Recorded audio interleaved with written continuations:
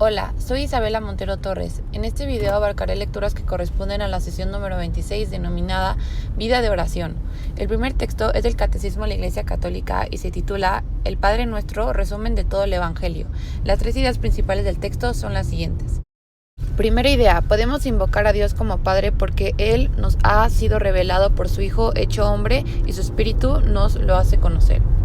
Segunda idea, orar a nuestro Padre nos abre a dimensiones de su amor manifestado en Cristo. Tercera idea, Dios Padre está por encima de todo lo que acerca de la santidad divina puede el hombre concebir.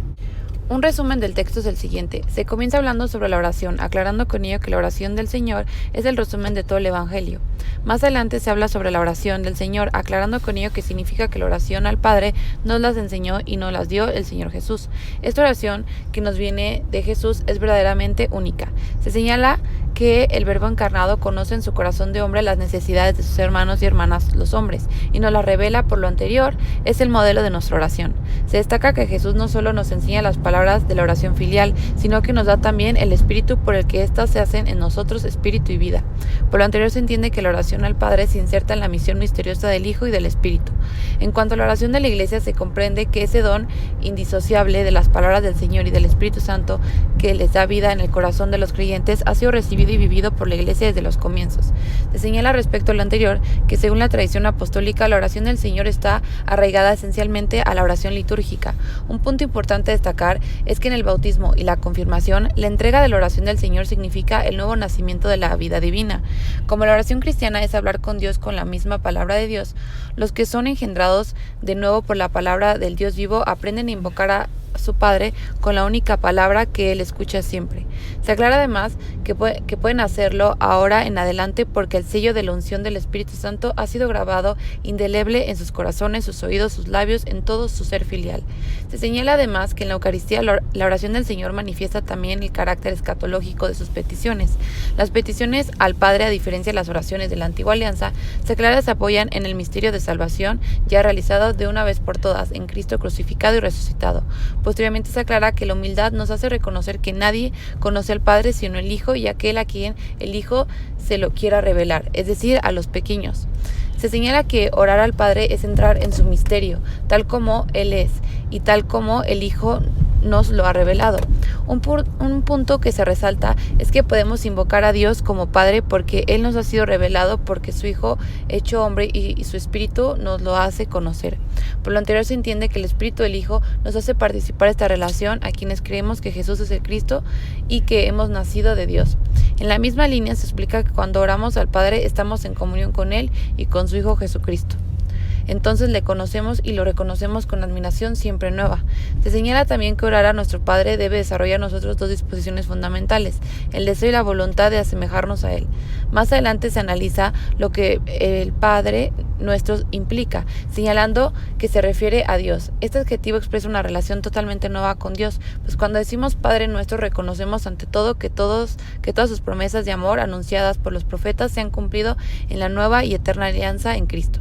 Cabe recalcar que la Santísima Trinidad es consubstancial e indivisible y por ello cuando oramos al Padre le adoramos y le glorificamos con el Hijo y el Espíritu Santo. No se debe olvidar que el amor de Dios no tiene fronteras y por ello nuestra oración tampoco debe tenerla. Por último, se profundiza sobre la expresión que estás en el cielo, aclarando con ello que esta expresión bíblica no significa un lugar, sino una manera de ser. Por ello se entiende que Dios Padre no está en esta o aquella parte, sino por encima de todo, lo que acerca de la santidad divina puede el hombre concebir. Finalmente se señala que cuando la Iglesia ora diciendo Padre nuestro que estás en el cielo, profesa que somos el pueblo de Dios, sentado en el cielo en Cristo Jesús, ocultos con Cristo en Dios. El segundo texto es del Evangelio y se titula Evangelio según San Marcos capítulo 16. Las tres ideas principales del texto son las siguientes. Primera idea, un ángel le anuncia a María Magdalena, María la de Santiago y Salomé que Jesús ya no se encontraba en el sepulcro, pues ha resucitado. Segunda idea, se apareció Jesús a los 11 y les echó en cara su incredulidad y dureza de corazón, porque no les habían creído a los que lo habían visto resucitado. Tercera idea, Jesús instruye a sus discípulos que debían salir al mundo para proclamar el Evangelio a toda la creación. Un resumen del texto es el siguiente. Se comienza narrando sobre el mensaje de resurrección, señalando con ello que una vez pasado el sábado, María Magdalena, María la de Santiago y Salomé compraron aromas para ir a embalsamar a Jesús. El primer día de la semana, al salir el sol, fueron al sepulcro. Les preocupaba que no pudieran correr la piedra de la entrada del sepulcro. Por ello se preguntaban quién los podría ayudar. Sin embargo, cuando llegaron se percataron que la piedra estaba corrida y acto seguido entraron en el sepulcro. En este punto vieron a un joven sentado a la derecha vestido de blanco. Esto les causó terror. Sin embargo, este joven les dijo que no tuvieran miedo. Sabía que estaban buscando a Jesús, por lo que les anuncia que ha resucitado. Ante ello, el joven les instruyó que fueran a decirle a sus discípulos y a Pedro que él va por delante de ellos a Galilea, y ahí será donde lo verán. Las mujeres obedecieron y salieron huyendo del sepulcro. Tenían miedo y estaban muy asombradas.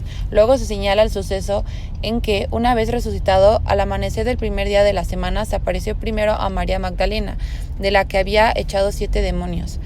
Ante ello, ella fue a anunciárselo a sus compañeros que estaban de duelo y llorando, pero estos al oírle decir que estaba vivo y que lo había visto, no le creyeron.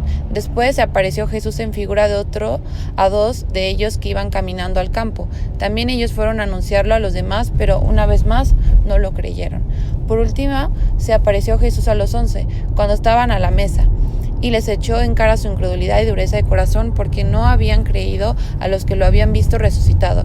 Acto seguido les dijo que tenían que ir al mundo entero y proclamar el evangelio a toda la creación. Afirmó también que quien crea y sea bautizado se salvará, y el que no crea será condenado. Los que crean podrán además echar demonios en su nombre, hablar en lenguas nuevas, podrán incluso sanar enfermos. Después de hablarles, el Señor Jesús fue llevado al cielo y se sentó a la derecha de Dios. Y obedeciendo a Cristo fueron a predicar por todas partes, y el Señor cooperaba confirmando la palabra con las señales que los acompañaban. Gracias por su atención y hasta luego.